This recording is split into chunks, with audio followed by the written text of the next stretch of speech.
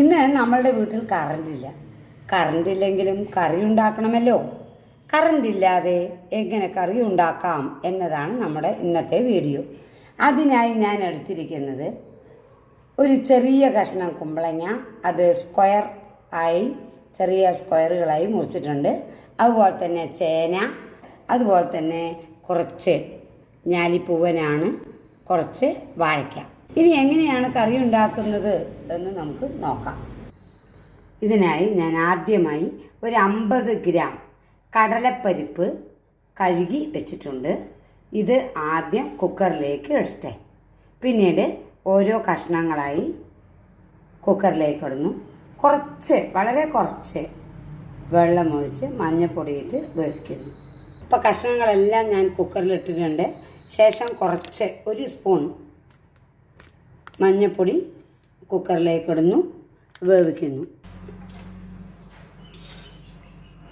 വെളിച്ചെണ്ണ വയ്ക്കുക.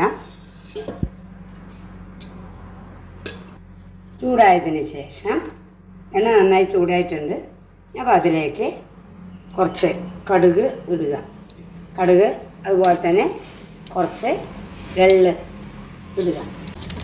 അടുപ്പ് ഓഫ് ചെയ്യുക. അതിലേക്ക് കറിവേപ്പിൻ്റെ ഇല ഇടുക. ഇതിലേക്ക് 2 മുളക് ചെറുതായി കീറിയതിന് ശേഷം അതും ഇടുക. വീണ്ടും അടുപ്പ് കത്തിക്കുക. നല്ലപോലെ ഇളക്കുക. ഒരു മൂടി നാളികേരം ചരുവി വെച്ചിട്ടുണ്ട്. നാളികേരം അതിലേക്ക് ഇടുക. നല്ലപോലെ വറുത്തെടുക്കുക. തേങ്ങ നല്ലപോലെ ചുമപ്പ് കളറായി വറുത്ത് വന്നിട്ടുണ്ട്. അതിലേക്ക് കുറച്ച് മുളക് പൊടി ഇടുക. കുറച്ച് കുരുമുളക് പൊടി ചേർക്കുക. അതിന് ശേഷം കഷ്ണം വെന്ത് വന്നിട്ടുണ്ട്. അതുകൂടെ അതിലേക്ക് ചേർക്കുക. വേണ്ടത്ര പൊടിയുപ്പ് ചേർക്കുക. നല്ലപോലെ ഉപയോഗിക്കുക. കറി ഉണ്ടാക്കാൻ തേങ്ങ അരക്കേണ്ട ആവശ്യമില്ല. കറണ്ടില്ലെങ്കിലും കൂട്ടുകറി ഉണ്ടാക്കാം. ഒരു കട്ട വെല്ലം ചെറുതായി പൊടിച്ച് ചേർത്തിട്ടുണ്ട്. അതുകൂടെ അതിലേക്ക് ചേർക്കുക. നല്ലപോലെ ചൂടാക്കുക.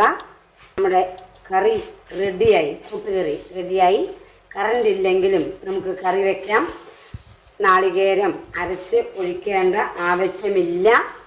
കറണ്ടില്ലാത്ത ദിവസങ്ങളിൽ കറി വെക്കണമെങ്കിൽ ഈ രീതിയിൽ നമുക്ക് കറി വയ്ക്കാം.